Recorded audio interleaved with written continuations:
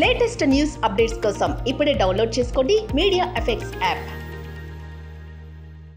Welcome to media effects. Pan India star Prabhas నటిస్తున్న చిత్రం కల్కి 2898 AD. నాగా అశ్విన్ దర్శకత్వంలో రూపుదిద్దుకుంటున్న ఈ చిత్రంలో బాలీవుడ్ భామ దీపిక పదుకొన్న హీరోయిన్.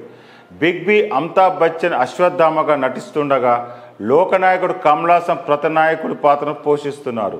దిశ పటాని కీలక పాత్రలు నటిస్తున్న ఈ మూవీని వైజయంతి మూవీస్ బ్యానర్పై నిర్మిస్తున్నారు.